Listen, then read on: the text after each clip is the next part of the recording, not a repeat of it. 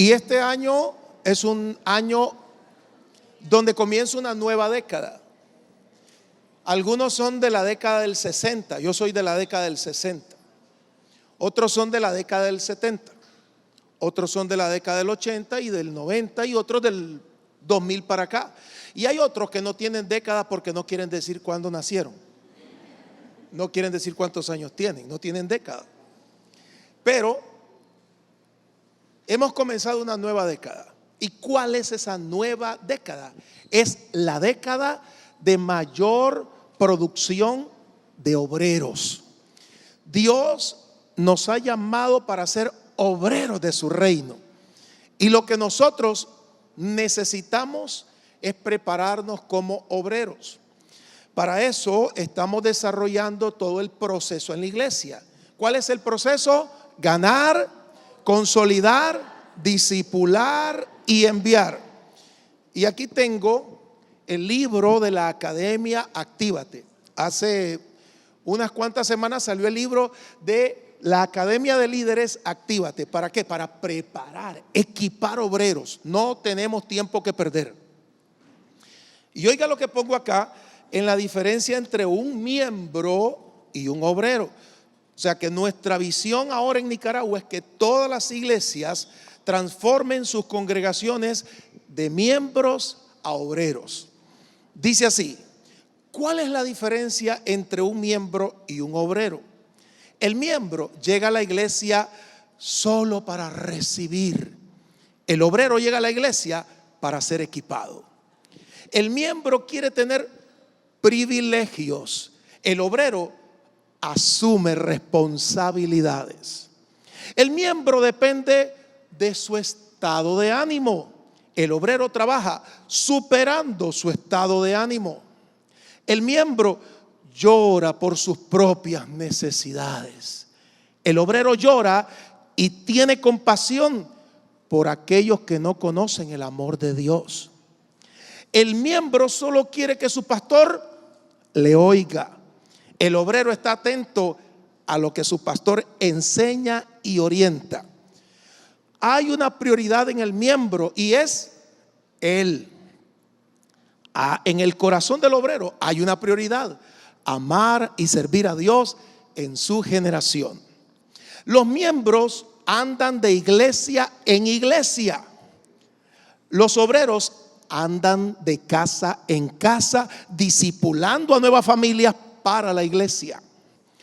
Los miembros gustan de un buen mensaje que les inspire. Los obreros gustan de enseñanzas que formen su carácter. ¿Cuántos somos obreros en el nombre de Jesús? Listos para recoger la gran cosecha. Jesús no dijo: pidan cosecha. La cosecha, dijo Jesús, está frente a ustedes. ¿Cuál es la cosecha? ¿Dónde está la cosecha? En las paradas de buses, en los mercados, centros comerciales, en universidades, colegios, parques, en los barrios. La cosecha está lista. Los campos están preparados para ser cosechados. Jesús preguntó: ¿y dónde están los obreros? Pidan obreros. Así que nuestro clamor y nuestro entrenamiento, y llamo a esta década la década de los obreros. Vamos a reproducir obreros. Un rey de la India mandó a llamar a un sabio para que le ayudara a encontrar una manera de distraerse, pues tenía enemigos y debía estar encerrado el rey en su castillo. Este rey le dijo al sabio: necesito que puedas crear algo que me distraiga, un tipo de deporte, de pasatiempos. El sabio se fue porque tenía que crear algo que le permitiese al rey jugar, distraerse y pasar horas entretenido dentro del palacio. A los 3 meses llegó, puso un tablero, y el rey tenía tanto deseo de saber cómo era ese juego como el deseo que tienen ustedes hoy. Y el sabio le enseñó lo que hoy conocemos como el ajedrez. El ajedrez pueden pasar horas hasta días jugando en diferentes movidas. Y le dice el rey, después de encontrar tanta distracción y felicidad al conocer la forma tan dinámica del juego. Y le dice el rey: pídeme hasta la mitad de mi reino. ¿Qué quieres que yo te dé? El sabio le respondió de la manera más prudente: quiero que el rey me dé un grano de arroz a la potencia. En ese tiempo India era el mayor productor de arroz en el mundo. Ahora lo es China. De tal forma que el rey dijo: ¿solo eso querés? Un grano de arroz a la potencia. Eso significa un grano hoy, mañana 2, pasado mañana 4, consecutivamente 8, 16, 32, 64, 128 y consecutivamente ese grano de arroz a la potencia. Dijo el rey: parece que este no es sabio. Solo pidió un grano de arroz a la potencia. A los 8 meses, exactamente 8 meses después, toda la producción de arroz de la India iba a manos del sabio. Jesús habló de reproducir obreros. Y frente a mí está la generación de obreros. Un obrero sabe lo que debe de hacer. Es productivo. Un obrero tiene responsabilidades. Un obrero está empeñado en construir, en elaborar. Y por eso hoy estoy feliz de que demos un fuerte aplauso a la más grande generación de obreros que Dios haya levantado en Nicaragua. Amén. Y esos obreros vamos a levantar la cosecha. No necesitamos cosecha, necesitamos obreros. La visión de Dios del 2020 en adelante, en esta década, es la década de los obreros. Y nosotros nos vamos a duplicar en otras personas. ¿Qué estamos haciendo? Duplicándonos en otras personas. El tema de hoy es: levántate y resplandece. Quede viendo al que está al lado y sonríale, dígale: levántate y resplandece. En el libro de Isaías, capítulo 60, verso 1 y verso 2, hay una lectura que impregna nuestro corazón de buen ánimo. Y nos dice Isaías capítulo 60, verso 1 y verso 2. Vamos, yo voy a leerlo en voz alta y ustedes, si lo quieren leer, léalo, porque la declaración de los dichos de nuestra boca juega un papel determinante. El Señor te dice en esta mañana, Isaías 60, verso 1 y verso 2: levántate, resplandece, porque ha venido tu luz y la gloria de Jehová ha nacido sobre ti. Porque he aquí que tinieblas cubrirán la tierra y oscuridad las naciones, mas sobre ti amanecerá Jehová y sobre ti será vista su gloria. ¿Qué está ordenando Dios a su pueblo? Levántate, resplandece. ¿De dónde nos vamos a levantar? En el libro de Proverbios capítulo 18, verso 14, hay una palabra impresionante que hasta la ciencia médica hoy está descubriendo que es un arma para que la gente pueda restablecer su salud. Incluso Dios ya la tenía ahí como un arma para tratar a su pueblo con la mejor medicina. La medicina de Dios es su palabra. Y dice así Proverbios 18, verso 14: el ánimo ayuda a sanar al enfermo. ¿Qué ayuda a sanar al enfermo? El ánimo. Pero ¿qué esperanza tiene el que pierde el ánimo? ¿Qué esperanza tiene el que pierde el ánimo? El ánimo es el mayor productor de vitalidad en nuestra vida. Quiere decir que una persona que tiene ánimo responde a los desafíos, supera las limitaciones, alcanza niveles insospechables. Cuando vemos a alguien que dice triunfó, el ánimo lo llevó ahí.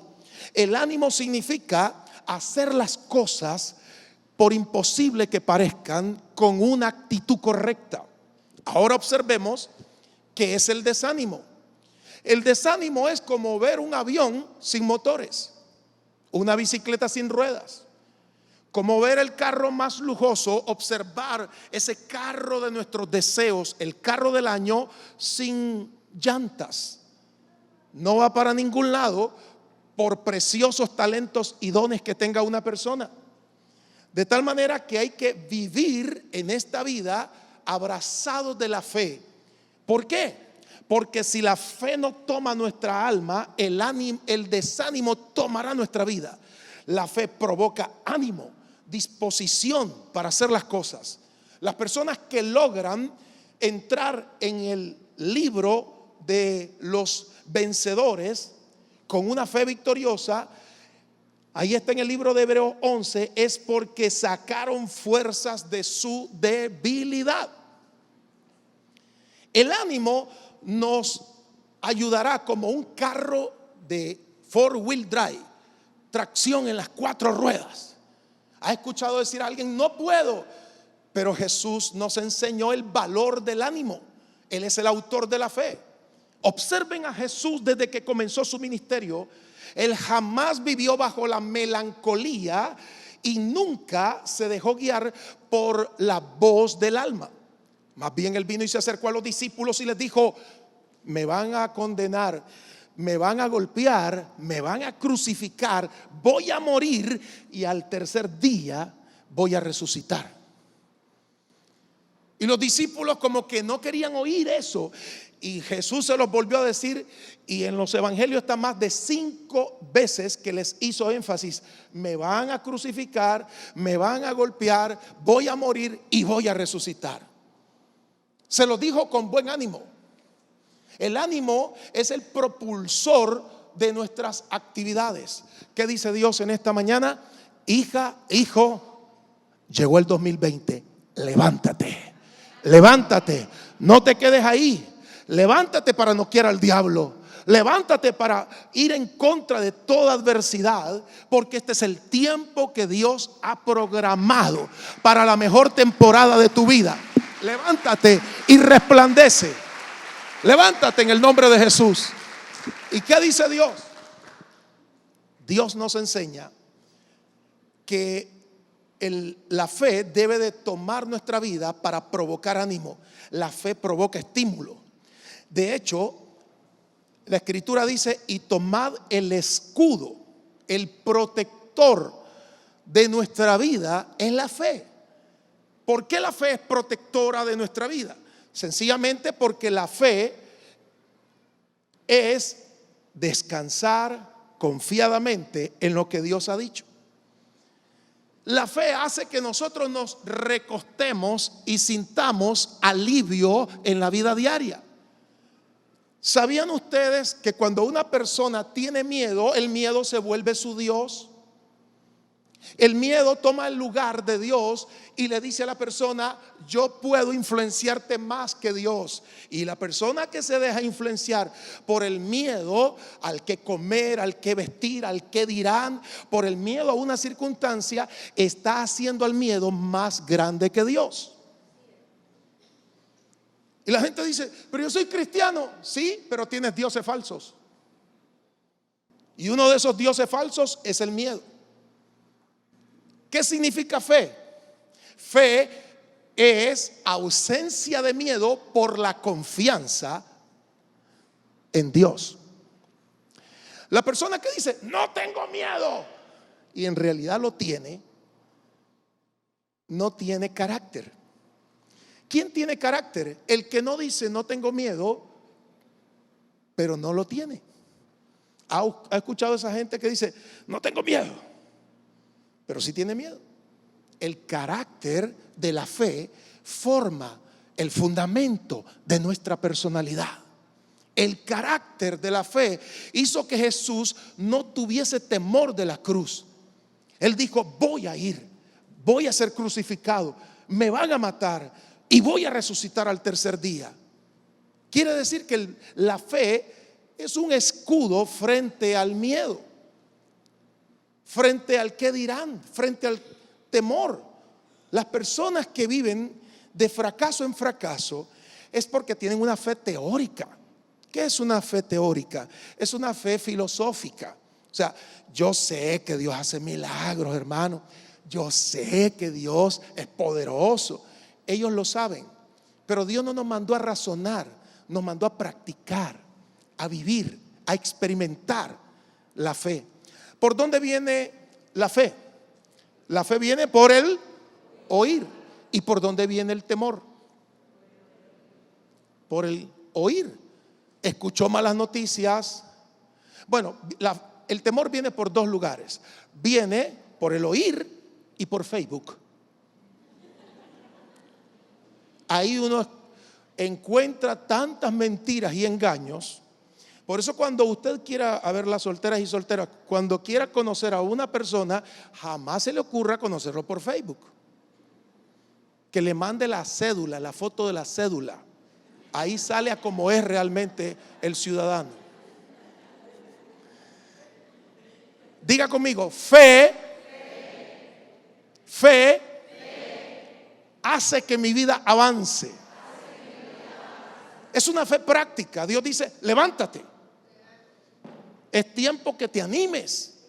Es tiempo que te pongas bajo tus pies y logres aquellas cosas que no has podido avanzar para el reino de Dios.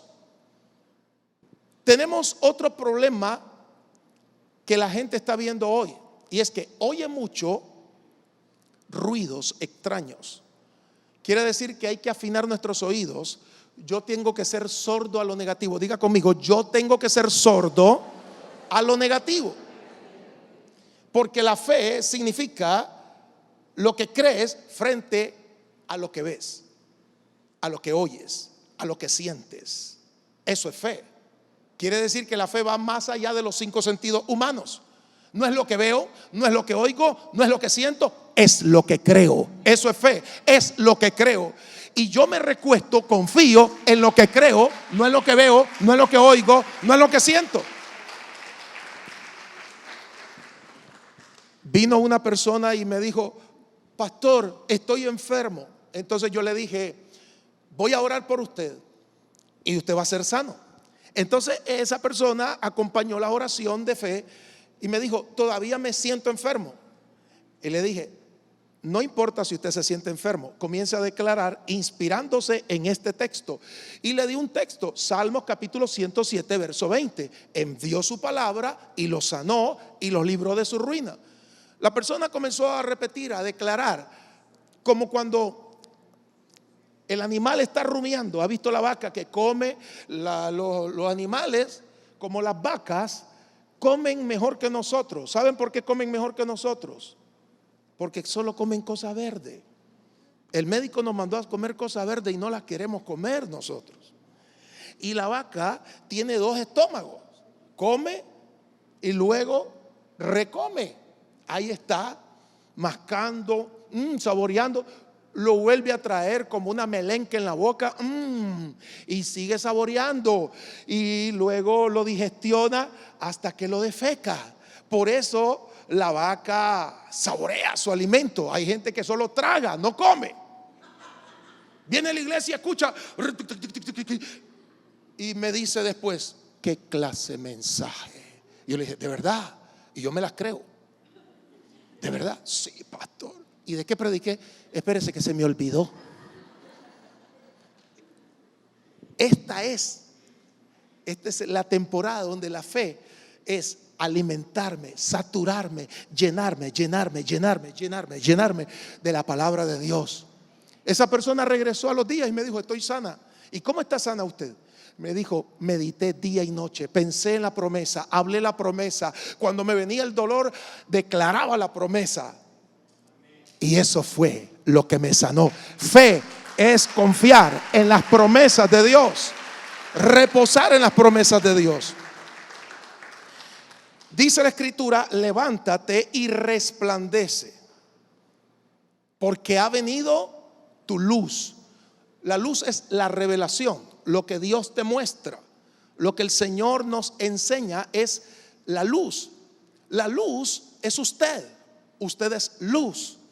Dice la escritura, Jesús enseñó, no pongas la luz por debajo, no la escondas.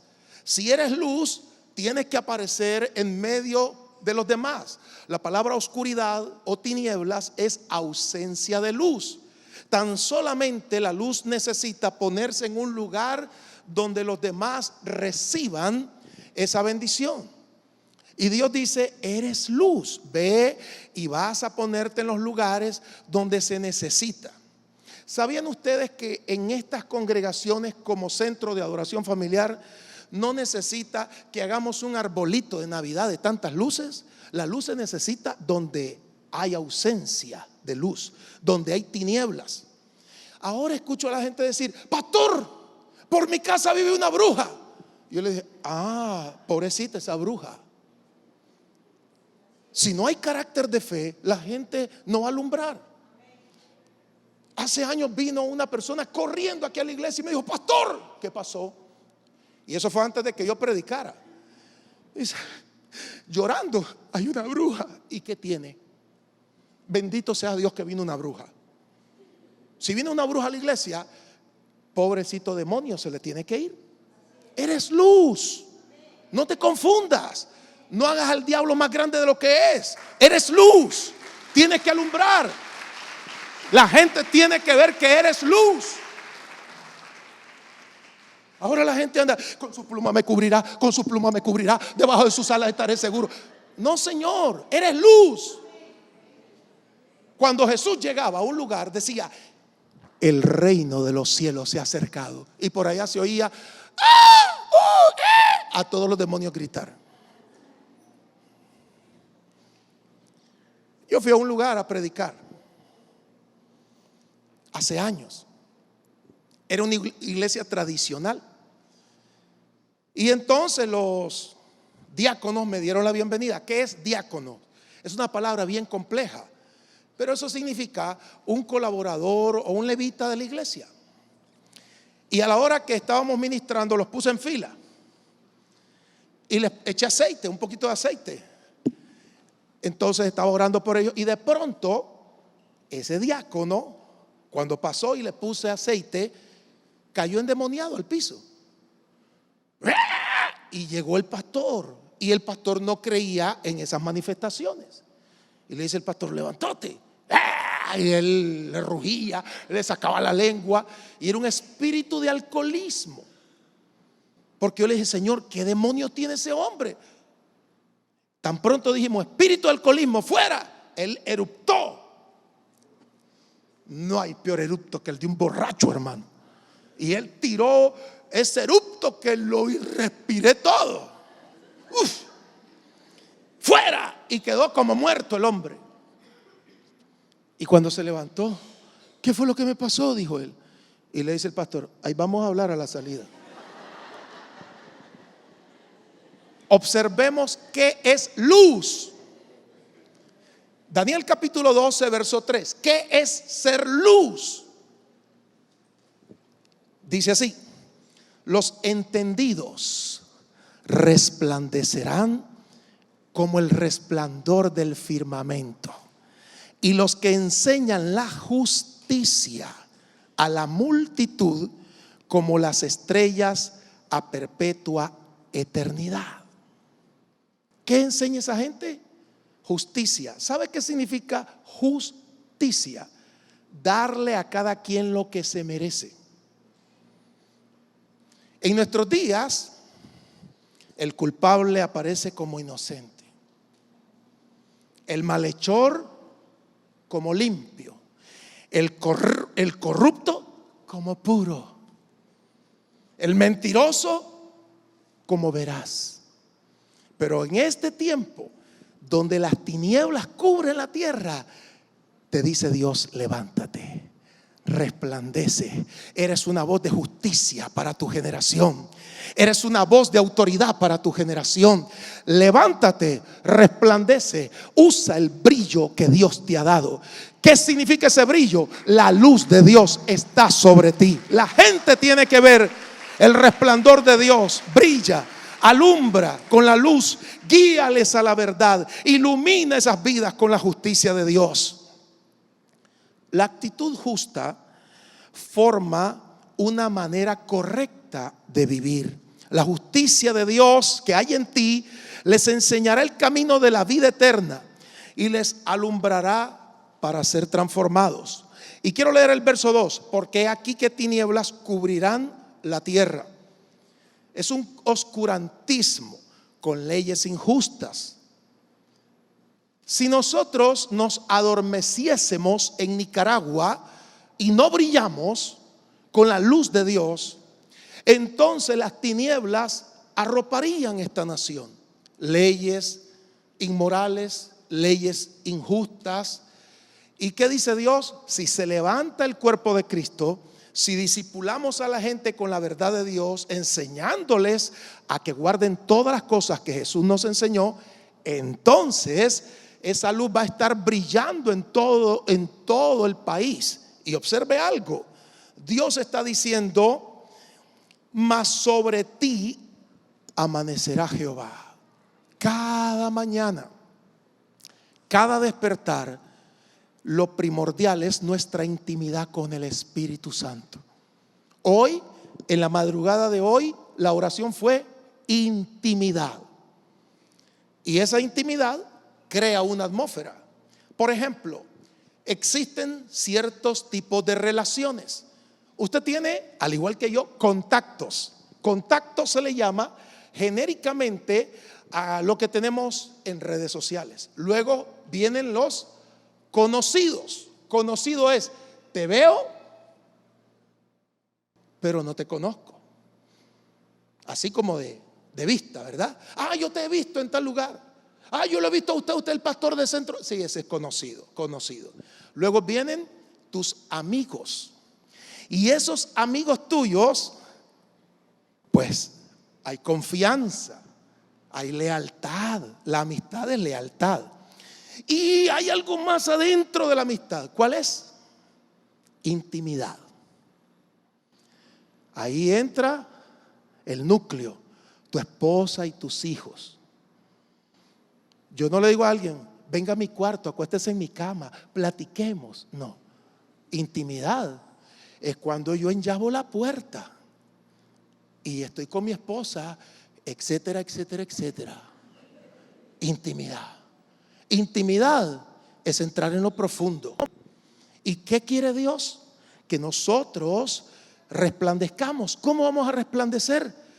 ¿Cómo va a venir la gloria de Dios? Con la intimidad. Y la intimidad se provoca. Esa intimidad con Dios nos lleva a un sentido en que percibimos, conocemos al Espíritu Santo en la práctica. Más tiempo con Dios, menos tiempo con la gente. Esa es la intimidad de la que habla la Escritura. Y esa intimidad crea una atmósfera. Pero luego tenemos esa atmósfera que debe de influenciar a la familia. Y esa atmósfera usted la carga. Es la atmósfera de la unción, de la gloria. Decía Benny Hinn en un mensaje que cuando él comenzaba a buscar esa unción del Espíritu, se encontraba en Londres, Inglaterra, y la señora donde él estaba hospedado andaba como misionero con otros jóvenes. Le dijo la señora: Benny, ya está el almuerzo. Y cuando él iba a almorzar, pues estaba orando, le dijo el Espíritu Santo: quédate más tiempo conmigo. Intimidad tiene que ver con el deseo primordial, con la preferencia que le damos a Dios. Eso es intimidad. Intimidad significa: no hay reloj para estar midiendo cuánto oramos, pero la intimidad trae una atmósfera donde el Espíritu se glorifica. Dice: mas sobre ti, lo primero que tiene que ocurrir cada mañana es que amanezca Jehová. Si amanece el Señor en mi vida, entonces la atmósfera es transferida a los demás. Usted establece una atmósfera donde quiera que llega. ¿Qué hace la gente que no tiene esa intimidad? Observen, ellos van a una iglesia, cantan los coritos, predican la palabra, tocan sonidos musicales, son diáconos, y estas personas llegan a una atmósfera, y esa atmósfera está cargada de demonios. Entonces sienten los demonios, sienten opresión. Y tal vez la persona iba feliz, pero se siente depresivo. Ay, no sé, algo me está sucediendo, me suda la frente, hay algo horrible, no sé qué está pasando. Y de pronto comienzan a hablarle a otros: siento mucha opresión, es porque ellos se cargan de la atmósfera que otro lleva. Cuando no establecemos la atmósfera de intimidad, entonces somos frágiles. Cualquier movimiento, cualquier persona tóxica nos gobierna. Yo viví así. Recuerdo que tenía una camioneta vieja. Yo iba en la carretera norte en mi camioneta vieja y de pronto veo un hombre que me grita y le digo yo, ¿qué es lo que te pasa? Y cuando veo por el retrovisor, hermano, se había caído el bumper de mi camioneta, de tan vieja.